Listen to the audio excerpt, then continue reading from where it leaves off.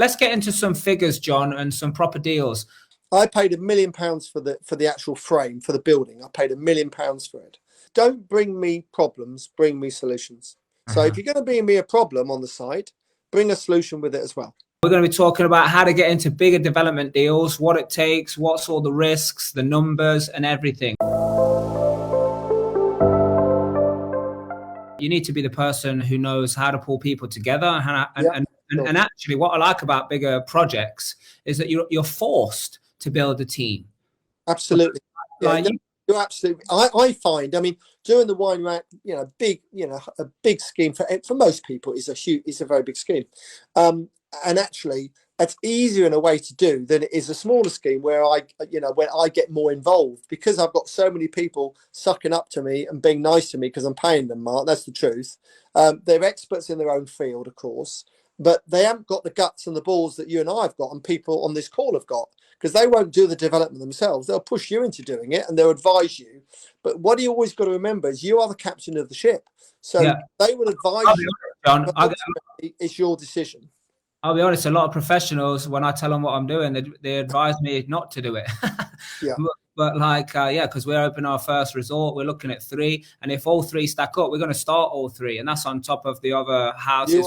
You are a very clever and ambitious young man. Congratulations. But like you said, the what gives me the confidence is having all those people around me who can help me with the finance, help me with the planning, help me with the design. The one thing, Mark, I always say is surround yourself with the best possible people you can afford, because ultimately, over the years, those people have made me look better than I actually am. For sure, and they, like, you need them, I need them, but they need us. Well, they need us, but what I would say is consultants over the years have got more and more expensive, and actually these banks insist on more and more consultants on every damn job. It's like a feeding frenzy for consultants these days. But that's just how it is. Everything is more complicated. The councils are more sophisticated with what they want. What you have to do prior to getting planning, preconditions, for instance, that have to be signed off prior to starting. I mean, it's massive these days, much more than it ever used to be, Mark. Yeah, but I'm not sure how it's been for you, John. And I'm hoping I finally learned my lesson, because growing up with not very much money at all on a council estate, I it's like built into me to scrimp and scrape. Even when I started to make money, I still wanted to scrimp and scrape, right? Yep. So then I was like, no, but I want to do it myself. I don't want to pay this person. But I was like, I can get it cheaper here. And I've traveled all over the world doing trainings, and I'm like, I'm going to stay in this hotel because it's cheaper. And it ends up costing me more. I'm still doing that. I mean, I was in the Premier Inn the other day. Yeah, but I'm saying, I've started to now realize, and the solicitors, for example, I mean, I've got my own construction company now, and that's flying. So I got a bit more trust in that. But over the years, I've used builders thinking, cheap. There's cheap prices, but it's never the cheapest. It works out being the most expensive. I think, Mark, there's a balance to it all. Good advice costs money, and to employ good people compared to average people is not a lot different. And I always think spend what you can afford. Spend the most you can afford on consultants, because if they're busy, there's a reason why they're busy. They're busy because they're good. The ones that got plenty of time can jump when you say jump. You want them to do that, which is, I know, but sometimes they can't because they are genuinely very good, and that's because so they're busy. So you can't have it always sometimes. Yeah, and I like the ones that know their game. Yep. Yeah, and I like the ones that almost are a little bit pushed back. Yeah, I don't just want to say this is what I want to do and they say yes and then they can't deliver. I want them to tell me all of the reasons why it may not work. I mean, I listen to it, but I don't. I listen to it to see, is it something that I need to adjust? But I don't listen to it, meaning I'm not going to let it stop me, because Mark, the one thing I say is don't bring me problems, bring me solutions. So if you're going to bring me a problem on the site, bring a solution with it as well. Otherwise, don't bother coming. don't bother coming to the meeting, because ultimately we need solutions. If there's a problem, we need solutions, and we probably need more than one. So if you haven't got that, leave it a few days until you have. Yeah, absolutely. So anyone listening to this or watching this so far, I think we give you a bit of scope now. So if you are watching this live, do hit the share. So if you want to be in a chance to win one of John, let's look at it and like just explain to people how you set it up in the beginning. Like what numbers would you look at in the beginning, and now what does it look like now the job's happened? Well, I hate to be fairly boring, and you know, they always say the best stories are the ones that end up with drama and disaster and so on. And if it was a TV show, it would be a bit boring, really. This one. So what happened was, we bought this building as a shell, and it was called the Wine Rack because from a distance that's what it looked like, because it's a concrete frame of 18 stories high, and so the frame had already been built when we bought it off the receiver. We buy a lot of property. In fact, I'm just negotiating in Scotland today on a deal with the receivers. We buy quite a lot off receivers. People who've unfortunately gone bankrupt. It's the banks have put it with the receiver. We buy it off the receiver, and this was one of those. So I paid £1 million for the actual frame for the building. I paid £1 million for it, and it actually cost to build to that level, to that point. It had cost the builder £7 million. Originally, and we paid £1 million for it. So in 2008, when they built this building, it cost £7 million to build to this point. We bought it in 2000 and where are we now? 18, something like that. 2017, 18 for £1 million. So that's a good start. So you're already on a good wicket because of the discount. Now, originally, we estimated that we would spend about £21 million on the building. And in the end, we spent 26.7 million. Now, the reason for that was the time between actually purchasing it and being able to start work. There's so much to sort out because it was a bankruptcy case. When you buy it off the receiver, they don't give you any information, no warranties on anything. So you really are.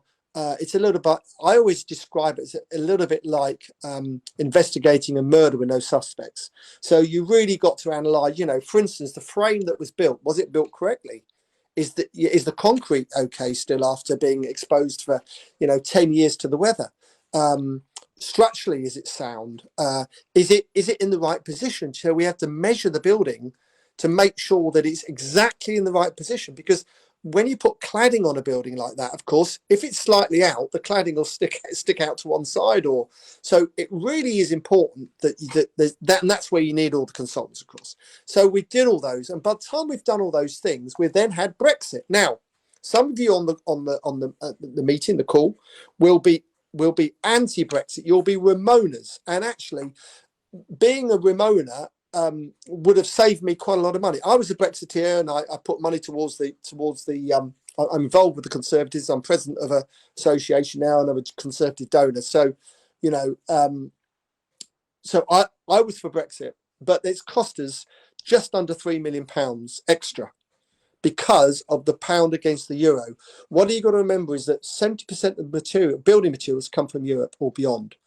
So the pound worsened against the euro, and that cost us £3 million in materials. And you can normally say on any job, and if you look at the jobs you're doing, I bet it's the same.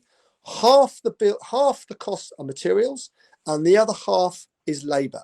London might be slightly different, but on the whole, that is the case. Nearly always 50-50. It's amazing how often that is the case. So that cost us money, and then just generally labour costs going up and everything else going up.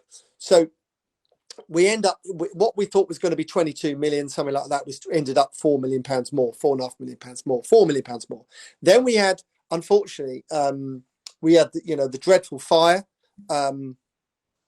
Grenfell, which made us have to adjust some of the things we were doing to the building. Now, we were using, of course, non-combustible cladding anyway and things like that, but we decided that we felt that we should probably put sprinklers in every room, which we weren't going to do originally, and things like that. So that increased the cost as well. And then we have a car parking system that's very, very sophisticated. It's 264 spaces, and it's in the core of the building. So you drive in, you get out your car, and it parks it for you, literally. in the first 10 floors up. It parks it in the core of the building. And that's a German system. And because the building had already been designed for this system, we couldn't go to anybody else for it. And what started off at 1.3 million system, by the time I've gone over to have a meeting with them in Stuttgart, I obviously didn't do a very good job, Mark, because the bill in the end was 2.4 million. So that was a long old plane journey home, I can assure you. But anyway, overall 26.4 million I think we spent. Now, the good news about when you use a really big contractor like that, the first thing, don't call them builders because they get upset. Any big builder likes to be called a contractor, so they get very upset if you call them builders.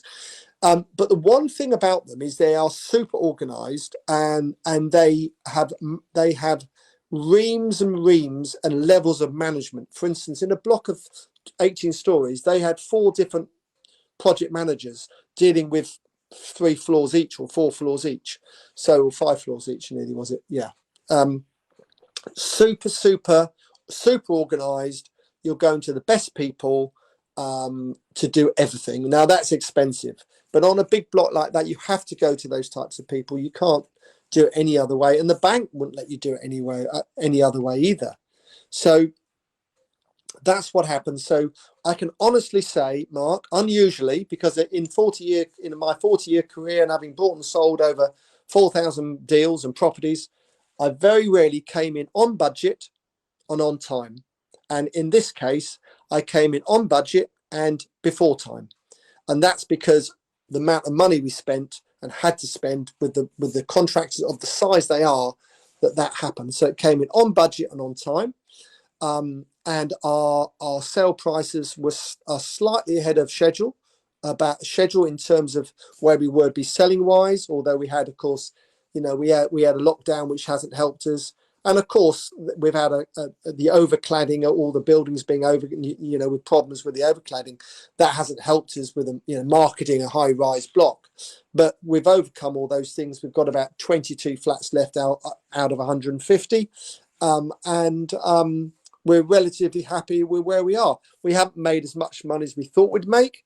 But what's so important is, especially on these bigger deals where they can go wrong very, very quickly, you've only got to be spending 2 years more to sell them with interest, and so on, to make a huge difference to value, to what you get out of it. We're not going to make as much money as we hoped, but we're still going to make a reasonable amount. And that's because we bought it for the right money. So when you're looking at a deal, the profit the profit is when you buy it, because if you buy it right and cheap enough, you've got lots of different options. And you, even if things go wrong, which they have done with this one, they have gone wrong. Build costs went up, 4.5 million quid. But even so, we've still come out the right side, and that's what's important at the end of the day. Absolutely. So we just got a question. Someone's give a question. Bobby's give a question here. How do you get in with the receiver?